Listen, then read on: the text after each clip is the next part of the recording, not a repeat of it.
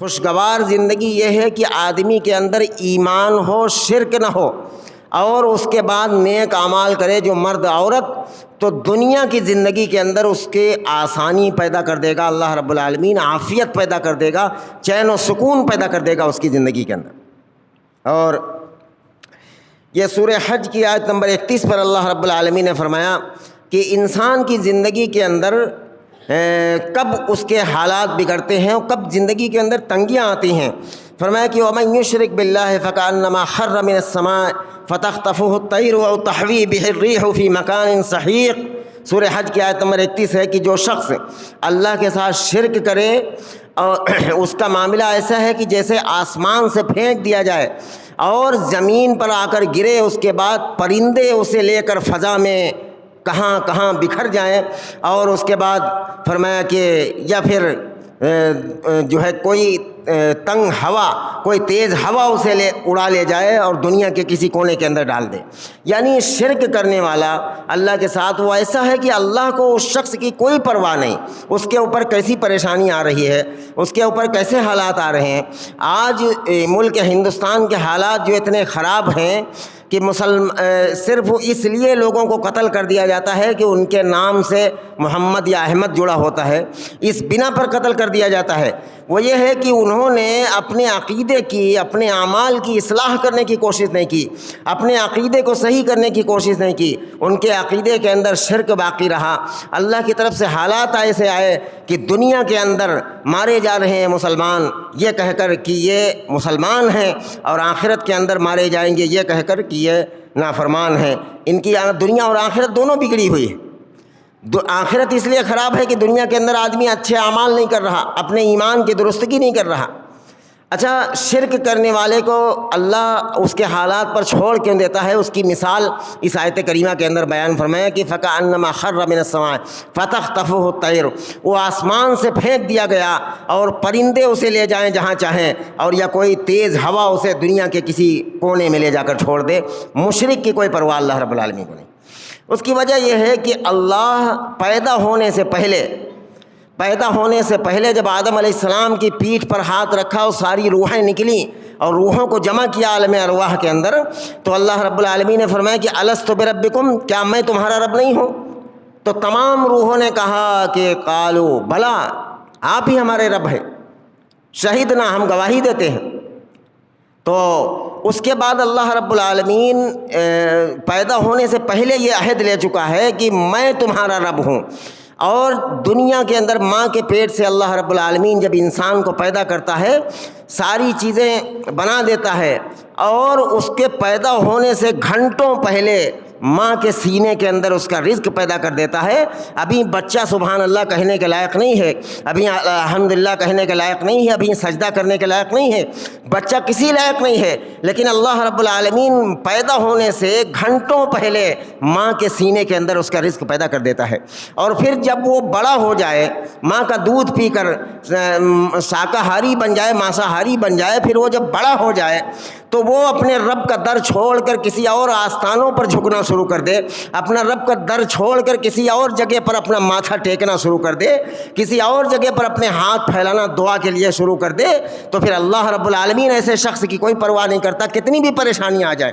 اور آپ دیکھو نگاہ اٹھا کر دنیا کے اندر جو لوگ اللہ کا در پکڑے ہوئے ہیں وہ امن میں ہیں، وہ سکون میں ہیں، اور جنہوں نے اللہ کا در چھوڑ دیا اور لے کر اپنا وہ مٹھائی اور جو کچھ بھی ہے وہ لے کر گھوم رہے ہیں اس دربار میں اس دربار میں، ان کی زندگیاں ختم ہو جاتی ہیں۔ میرے بھائیوں، ان کی زندگی کے اندر چین سکون نہیں آتا، نہ ان کے اوپر سے بلا اور بھوت ختم ہوتا ہے، نہ ان کا قبروں پر جانا اور متھا ٹیکنا کبھی ختم ہوتا ہے۔ اللہ ان کے حال پر چھوڑ دیتا ہے، کوئی دعا ان کی قبول نہیں ہوتی۔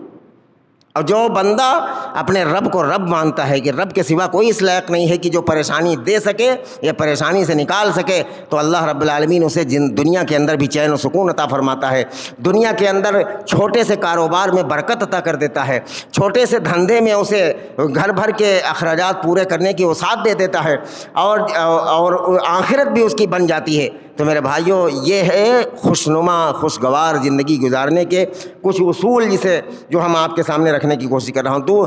اور دوسرا اصول یہ ہے کہ آدمی کسی بات میں رسول اللہ صلی اللہ علیہ وسلم کی مخالفت کرے جب یہ بات کہی جائے کہ جو شخص رسول اللہ صلی اللہ علیہ وسلم کی مخالفت کرے، اگر عام طور پر یہاں سوال کیا جائے مسجد میں تو ہر مسلمان یہ بول اٹھتا، ارے رسول اللہ صلی اللہ علیہ وسلم کی مخالفت کون کرے گا؟ میرے بھائیوں، کرتا ہے، رات و دن کرتا ہے۔ فَلْيَحْذَرِ الَّذِينَ يُخَالِفُونَ عَنْ أَمْرِهِ فِتْنَةٌ تُصِيبُهُمْ أَوْ يُصِيبُهُمْ عَذَابٌ عَلِيمٌ، کہ جو شخص رسول اللہ صلی اللہ علیہ وسلم کے حکم کی مخالفت کرے تو اسے ڈرنا چاہیے کہ کوئی بڑی آفت، کوئی بڑی مصیبت اس پر نہ آ جائے، یا پھر ایک جو ہے عذاب علیم، یعنی شدید عذاب اس پر نہ نازل ہو جائے، مسلط ہو جائے۔ یہ عذاب ہی مسلط ہوا ہے اس دنیا کے اندر، اس ملک کے اندر ان لوگوں کو مارا جا رہا جن کے نام سے صرف مسلمان لفظ جڑا ہے۔ یہی وجہ ہے، حالات ایسے آ رہے ہیں۔ اور میرے بھائیوں، ان حالات سے نکلنے کا جو طریقہ رسول اللہ صلی اللہ علیہ وسلم نے سکھایا، اسی طریقے سے آدمی نکل سکتا ہے۔ اپنی تدبیر بنانے سے یہ جو ہے مشین کی وجہ سے ہوتا ہے، اور فلاں پارٹی کی وجہ سے ہوتا ہے، فلاں وجہ سے ہوتا ہے، جس وجہ سے ہوتا ہے اس کو اللہ نے قرآن کے اندر بیان فرما دیا ہے، ما اصابکم من مصیبت بما کسبت ایدیہم، جو تمہارے اوپر پریشانیاں آ رہی ہیں، ظالم حکومت مسلط ہو رہی ہے، تمہارے اپنے ہاتھ کی کمائی ہے۔ وَيَعْفُو عَنْ كَثِيرٍ، اکثر کو تو اللہ رب العالمین معافی کر دیتا ہے، اگر سب کی سزا دے تو زمین میں دھسا دے۔ تو فرمایا کہ فَلْيَحْذَرِ الَّذِينَ يُخَالِفُونَ عَنْ أَمْرِهِ أَن تُصِيبَهُمْ فِتْنَةٌ وَيُصِيبَهُمْ عَذَابٌ عَلِيمٌ۔ یہ سورہ نور کی آیت نمبر 63 ہے۔ اس کے اندر اللہ رب العالمین نے فرمایا کہ جو شخص رسول کی مخالفت کرے، اب آدمی جو ہے نماز اگر رسول اللہ صلی اللہ علیہ وسلم کے طریقے کے مطابق نہیں پڑھتا ہے، اس کے سامنے جب بیان کیا جاتا ہے کہ نبی کا طریقہ یہ ہے نماز کا، پھر بھی وہ اپنے باپ دادا والی نماز پڑھتا، مخالفت اسی کو تو کہتے ہیں کہ رسول اللہ صلی اللہ علیہ وسلم کا حکم جاننے کے بعد بھی اس کی مخالفت کرے۔ عید کی نماز رسول اللہ صلی اللہ علیہ وسلم کیسے پڑھتے تھے اس کو چیخ چیخ کر بیان کیا جاتا ہے، آدمی مخالفت رسول اللہ صلی اللہ علیہ وسلم کی تو کر رہا۔ رسول اللہ صلی اللہ علیہ وسلم کی مخالفت، فَلْيَحْذَرِ الَّذِينَ يُخَالِفُونَ عَنْ أَمْرِهِ، اگر رسول اللہ صلی اللہ علیہ وسلم کے کسی حکم کی مخالفت کرے آدمی، فِتْنَةٌ تُصِيبُهُمْ أَوْ يُصِيبُهُمْ عَذَابٌ عَلِيمٌ، ان کا ڈرنا چاہیے کہ کوئی فتنہ مصیبت والا اس پر مسلط کر دیا جائے، یا پھر کوئی سخت عذاب اللہ رب العالمین کی طرف سے مسلط کر دیا جائے دنیا۔ ایسا ہوگا، اور ایسا ہو رہا ہے۔ لوگ بڑی بڑی داڑیاں رکھا کر، جھبے اور کبے لگا کر، بڑی بڑی اونچی ٹوپیاں لگا کر محمد رسول اللہ کی مخالفت کر رہے ہیں، حالانکہ لوگ ان کو سمجھتے ہیں کہ یہ نبی کے ماننے والے ہیں، حالانکہ وہ نبی کے ماننے والے نہیں ہیں، وہ اپنے بزرگوں کی، اپنے مولویوں کی باتیں اب تقریروں میں بتاتے ہیں، اور اپنے پیروں کی، فقیروں کی باتیں تقریروں میں بتاتے ہیں۔ اللہ کا کیا حکم ہے قرآن کی آیت پڑھ کر نہیں بتاتے، رسول اللہ صلی اللہ علیہ وسلم کا کیا حکم ہے حدیث پڑھ کر نہیں بتاتے۔ وہ مخالفت کرتے ہیں رسول اللہ صلی اللہ علیہ وسلم کی۔ اور فرمایا کہ ایک اس تعلق سے مجھے ایک واقعہ یاد آتا ہے، میں کوشش کرتا ہوں کہ 5 منٹ میں آپ حضرات کے سامنے رکھ دوں، کہ تاریخ دمشق ایک ہے، ابن عساکر، علامہ ابن عساکر نے ان تمام واقعات کو جمع فرمایا ہے۔ تو اس میں ایک واقعہ ایک فقیر کا لکھا ہوا ہے کہ وہ، اس کے پاس ایک خچر تھا، تو اس خچر پر سواریاں ڈھوتا تھا، اور اس سے اپنا سواری کرایہ لیتا تھا، اپنا گھر چلاتا تھا اسے۔ ایک دن ایک شخص اسے ملا اور کہا کہ میرا تھوڑا سا سامان ہے اور فلاں جگہ لے چلنا ہے۔ تو دمشق سے ایک راستہ جاتا تھا، وہاں پر لے جاتا تھا اس کی منزل پر، اور کرایہ لے لیتا تھا۔ بیچارہ سیدھا سادہ آدمی تھا، یہی اس کا کاروبار تھا، اور لے لیتا تھا۔ ایک دن ایک شخص ملا اور اپنا تھوڑا سا سامان لے کر اس کے خچر پر سوار ہو گیا، اور جب تراہے پر پہنچا تو وہ سوار ہونے والا شخص کہتا ہے کہ میں جس طرف سے کہتا ہوں اس طرف سے تمہیں چلنا، حالانکہ اس فقیر نے انکار کیا کہ نہیں، میں اس طرف سے راستہ نہیں جانتا، میں اس طرف سے نہیں جا سکتا، لیکن اس کی ضد پر کہا کہ نہیں، اسی طرف سے چلنا ہوگا تجھے، ورنہ میں کرایہ نہیں دوں گا، میں اپنی منزل پر اس طرف سے جلدی پہنچ جاؤں گا۔ خیر بہرحال اس کے اصرار پر وہ اس فقیر نے اپنے خچر کو اس کے بتائے ہوئے راستے پر ہانک دیا، اور کچھ دور بڑھتا ہے تو ایک عجیب و غریب مشکل راستہ نظر آتا ہے، بالکل تنگ راستہ جو پہاڑ کی گفا میں چلا گیا ہے، جو جہاں آگے سے شاید کوئی راستہ نہیں تھا، وہاں کچھ لاشیں پڑی ہوئی ہیں۔ وہاں اچانک وہ شخص اترتا ہے اور نکال کر چھرا اس پر حملہ کرنے کی کوشش کرتا ہے اس فقیر پر۔ تو فقیر بھاگتا ہے، اور اللہ کی قسم دیتا ہے کہ اللہ کی قسم یہ جو مال ہمارے پاس ہے اور یہ خچر سب کچھ لے لے، میری جان بخش دے، مجھے چھوڑ دے۔ تو اس نے کہا کہ یہ سامان تو ویسے ہی تمہارے قتل کے بعد میرا ہوگا، اس میں احسان کی کیا بات، میں تو لے لوں گا لیکن تمہیں میں قتل کر کے دم لوں گا۔ اس نے پھر کہا، جب وہ نہیں مانا تو اس نے کہا کہ مجھے 2 رکعت نماز پڑھ لینے دے، 2 رکعت نماز پڑھ لینے دے، اس کے بعد تو قتل کر دینا۔ کہا ٹھیک ہے۔ اب وہ ڈاکو بھی ایسا تھا، اس نے یہ بات مان لی اور کہا کہ ٹھیک ہے 2 رکعت نماز پڑھ لے۔ تو 2 رکعت نماز پڑھنے لگا جب وہ فقیر، تو وہ خود بیان کرتا ہے کہ میری زبان پر قرآن کی کوئی آیتیں نہیں آتی تھیں۔ ظاہر ہے چھرا لیے دشمن پیچھے کھڑا ہو، سلام پھیرو فوراً مار دے، ایسی حالت میں نماز کیسی ہوگی آپ اچھی طرح جان سکتے ہیں۔ نماز پڑھے تو وہ بیان کر رہا کہ میری زبان پر کوئی قرآن کی آیتیں، کوئی الفاظ نہیں آ رہے تھے، ہمارے خوف کی وجہ سے، لرزہ اور کپ کی وجہ سے 2 رکعت نماز۔ اچانک یہ آیت کریمہ سورہ نمل کے لیے آیت نمبر 62 اس کے زبان پر آئی، امن یجیب المضطر اذا دعاہ ویکشف السوء، یہ آیت پڑھنے لگا۔ اور اس کے بعد جیسے ہی سلام پھیرتا ہے 2 لوگ نکلتے ہیں اور اس پر حملہ کرتے ہیں، اسے قتل کر دیتے ہیں، وہ مارنے والے کو قتل کر دیتے ہیں۔ وہ فقیر پوچھتا ہے کہ تم دونوں کون ہو؟ تو ان لوگوں نے کہا کہ آپ نے جو نماز میں جو آیت تلاوت کی ہے، امن یجیب المضطر اذا دعاہ، کون ہے جو بے بسی کی حالت میں فریاد کو سنتا ہے، کون ہے جو لاچاری کی حالت میں فریاد کو پکار کو سنتا ہے اور اس مصیبت سے نکالتا ہے؟ میں اسی کا بھیجا ہوا فرشتہ ہوں جس کو تو نے پکارا اپنی نماز میں، امن یجیب المضطر اذا دعاہ ویکشف السوء ویجعلکم خلفاء الارض الہ مع اللہ۔ اللہ نے فرمایا کہ کون ہے اللہ کے سوا جو پریشانی اور لاچاری میں، بے بسی میں اس بے بس کی پکار کو سنتا ہے، اس کی ضرورت کو پوری کرتا ہے۔ تو نے یہ آیت کریمہ جیسے ہی زبان پر لایا، اللہ نے ہم دونوں کو بھیجا کہ اس ظالم کو قتل کر دوں، میں نے ان کو قتل کر دیا۔ تو میرے بھائیوں، آج ہندوستان کے مسلمانوں کی صورتحال بالکل ایسی ہے، دشمن چھرا لیے پیچھے کھڑا ہے، اور وہ خچر والا فقیر وہ نماز پڑھنے کی مہلت مانگ رہا تھا، آج ہمیں نماز پڑھنے کی بھی فرصت نہیں۔ اور اس میں پکارا کس کو تھا؟ عرش والے رب کو پکارا تھا۔ اللہ رب العالمین کی مدد آئی کہ نہیں؟ آج بالکل لاچاری ہے، کوئی کہتا ہے کہ ظالم حکومت کے پھندے سے نکلا کیسے جائے، اس ظالم حکومت کے جو ہے شر سے بچا کیسے جائے۔ کوئی ترکیب، ہوٹلوں پر بیٹھ کر باتیں ہوتی ہیں، کوئی کہتا ہے یہ مشین خراب ہے، مشین کی خرابی ہے، کوئی کہتا ہے یہ فلاں ہے، یہ فلاں پارٹی کی وجہ سے ہے، فلاں ہے۔ سب سے جو وجہ ہے جس کو قرآن کے اندر بیان کیا گیا، ہر دور کے اندر جو چیز پھیٹ آتی ہے، وہ یہ ہے کہ اللہ راضی نہیں ہے اس امت سے، اللہ راضی نہیں ہے قوم سے۔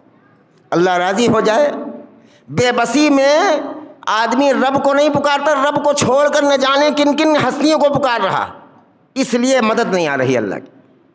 میرے بھائیوں، بالکل اس آیت کریمہ کے اندر اس بات کو واضح کر دیا گیا ہے کہ اگر کوئی چاہتا ہے کہ اس بے بسی سے، اس لاچار، آج کیا مسلمان بے بس نہیں ہے؟ کیا ہوا ہے جن کے فونوں پر پورے ملک میں ایک فون پر بھگدڑ مچ جایا کرتی تھی، جن کے ایک فون پر تھانہ کانپنے لگتا تھا، جن کے ایک فون پر پورے کالج کے اندر ہنگامہ من جاتا تھا، آج وہ بے بس نظر آ رہے ہیں۔ لاچاری ہے، بے بسی ہے، حالانکہ کلمہ لا الہ الا اللہ محمد رسول اللہ اس کے اندر ہے۔ میں نے پچھلے خطبے میں کہا تھا، آپ حضرات کو یاد ہوگا کہ کلمے کی انسان کے اندر اہمیت وہ ہونا چاہیے کہ جیسے ایک کاغذ پر لکھا ہوا کلمہ کسی کی غلطی کی وجہ سے نالی میں گر جائے، ایک مسلمان دیکھے گا تو اسے نکالے گا، دھلے گا، صاف کرے گا، آنکھوں سے لگائے گا، اور کہا گیا کہ کس کا کمینہ پن ہے جس کی وجہ سے یہ پرچہ نالی میں چلا گیا۔ میرے بھائیوں، جب کاغذ پر لکھے ہوئے کلمے کا اس قدر اہتمام کیا جا سکتا ہے، تو جس شخص کے اندر کلمہ ہو اس کا ویلو، اس کا وقار کچھ ہونا چاہیے کہ نہیں ہونا چاہیے؟ فرقوں میں بانٹنے والے مولویوں کی یہ بات نہیں سمجھ میں آتی ہے۔ میرے بھائیوں، کلمہ دیکھا جائے گا کہ اس شخص کے اندر کلمہ ہے، اور کاغذ پر لکھے ہوئے کلمے کا احترام ایک مسلمان کرتا ہے کہ جس کے سینے کے اندر کلمہ ہو اس کا احترام کیا جائے گا نا۔ کلمہ ہونے کے باوجود بھی اور اللہ کی وحدانیت کا اعلان کے باوجود بھی آج وہ قوم مسلط ہوتی جا رہی ہے جو کنکروں اور پتھروں کی پوجا کرتی ہو، کنکروں اور پتھروں کے سامنے جھکتی ہو، وہ قوم حاوی ہوتی چلے۔ اس کی کیا وجہ ہے؟ اس کی وجہ یہ ہے کہ کہیں نہ کہیں شکلیں بدل کر مسلمان کے اندر بھی وہ خرابی آ چکی ہے کہ پریشانیوں میں اللہ کا در چھوڑ کر کسی اور در پر جھکتا ہے انسان۔ یہ چیز اللہ کو برداشت نہیں، اس پر عذاب آئے گا۔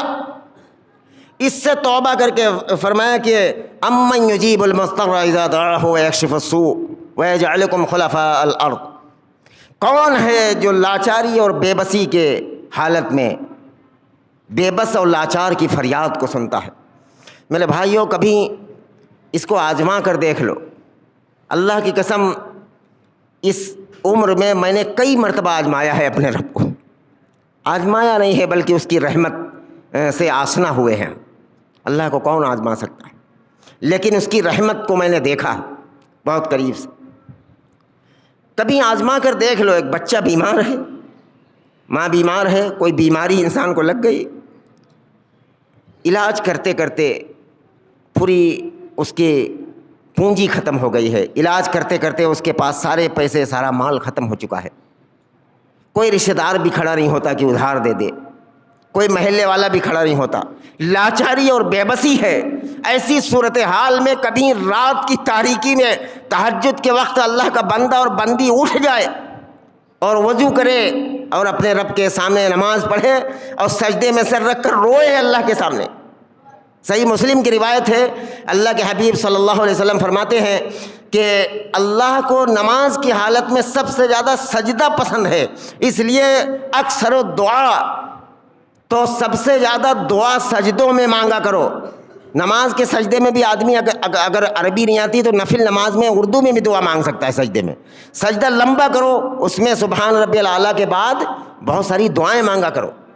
تو فرمایا کہ اگر سجدے میں سر رکھ کر کوئی اللہ کا بندہ، اللہ کی بندی روئے کہ اللہ ان حالات کو بدل دیجئے جو ملک میں آئے ہوئے ہیں اور جو خوف کا ماحول ہے، جو خوف زدہ ہے پوری امت مسلمہ، کلمہ لا الہ الا اللہ محمد رسول اللہ ہونے کے باوجود، اللہ اس خوف کو امن میں بدل دے۔ کبھی تجربہ کر کے دیکھ لو، رات میں اٹھ کر لاچاری اور بے بسی کی حالت میں اپنے رب کو پکارو، دیکھو تمہاری پکار سنتا ہے کہ نہیں سنتا۔ میں نے کئی مرتبہ اتنی عمر میں دیکھا ہے، کئی مرتبہ اپنے رب کی رحمت کو دیکھا ہے، کئی مرتبہ تجربہ کیا ہے میں نے۔ کبھی حالات ایسے آ گئے کہ کوئی راستہ نہیں نظر آتا ہے، کیسے نکلا جائے اس راستے سے، کیسے نکلا جائے اس پریشانی سے۔ میں نے رات کو اٹھ کر اپنے رب کو پکارا، سجدے میں کے اپنے سامنے رویا، اللہ نے اس پریشانی سے نکال لیا، اس ضرورت کو پوری کر دیا۔ جب جب میں نے یہ تجربہ کیا تب یہ چیز مجھے حاصل ہوئی۔ واللہ میں تجربے سے یہ بات آپ کے سامنے رکھ رہا ہوں کہ کبھی تجربہ کر کے دیکھ لیجیے، آپ ایسا کریے اور دیکھو کہ اس پریشانی سے نکلتے ہو کہ نہیں نکلتے۔ بار بار کرتے رہتے، ایک دن کرنے کی بات نہیں ہے، کرتے رہو جب تک کہ اس پریشانی سے نکلو۔ میرے بھائیوں، اور کوئی وجہ نہیں ہے دنیا کے اندر جو حالات آ رہے ہیں، اور کوئی وجہ نہیں ہے جو مسلمانوں پر ایسے حالات آ رہے ہیں کہ مسلمان ہونے کی وجہ سے اس ملک کے اندر مارا اور قتل کیا جا رہا ہے، پورے پریوار ختم ہو رہے ہیں، پورے خاندان ختم ہو رہے ہیں۔ ایسے حالات ہیں، اس کی وجہ کوئی اور دوسری نہیں ہو سکتی، صرف اس کی وجہ یہ ہے کہ اللہ راضی نہیں ہے اس امت سے، اللہ ناراض ہو چکا ہے، اللہ کی رحمت سے ہم دور ہو چکے ہیں۔ اللہ کی رحمت کب آئے گی کہ ہر بات میں آدمی اپنے نبی کی پیروی کرے، رسول اللہ صلی اللہ علیہ وسلم سے جو طریقہ ثابت ہے اسی طریقے پر دین کو سمجھے، اسی طریقے کو دین جانے، اسی طریقے پر عمل کرے۔ نماز جب بھی پڑھے تو محمد رسول اللہ کا طریقہ معلوم کر کے اس طریقے پر نماز پڑھے۔ روزہ جب بھی رکھے تو اس میں معلوم کرے کہ نبی صلی اللہ علیہ وسلم کا طریقہ کیا ہے، اس طریقے۔ زکوٰۃ جب بھی دے تو محمد رسول اللہ کے طریقے کے مطابق دے۔ قربانی جب بھی کرے تو رسول اللہ صلی اللہ علیہ وسلم کے طریقے کے مطابق کرے۔ نبی کے خلاف کوئی عمل اللہ کو محبوب نہیں ہے، نہ اللہ تعالیٰ اسے قبول کرتا ہے، کوئی مطلب نہیں اس عمل کو۔ اور عمل اصل چیز نہیں، اصل نبی کا طریقہ ہے، نبی کی سنت ہے۔ عاملۃ ناصبہ، قرآن حکیم کے اندر ہے جو ہر جمعے کو دوسری رکعت میں یہ سورت پڑھی جاتی ہے، عاملۃ ناصبہ۔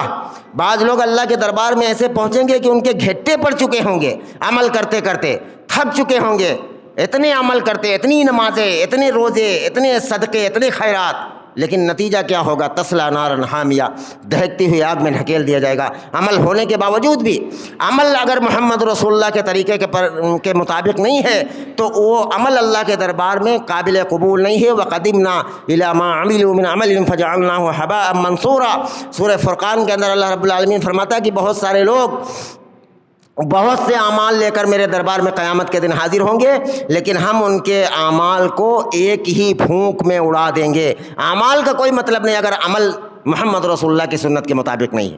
یہ دیکھنا ہے چاہے کتنا وہ بھلا لگے، کتنا نیک لگے کہ بہت اچھا یہ کام لگ رہا، لیکن وہ اچھا اس وقت تک نہیں ہوگا جب تک کہ اس کا ثبوت قرآن و سنت کے اندر محمد رسول اللہ سے نہ مل جائے۔ اگر نبی کے طریقے پر ہے تو وہ عمل نیک ہے، ورنہ وہ عمل چاہے کتنا اچھا لگے، نیک لگے کہ یہ بہت اچھا لگ رہا ہے لیکن وہ عمل جہنم کے اندر لے جائے گا۔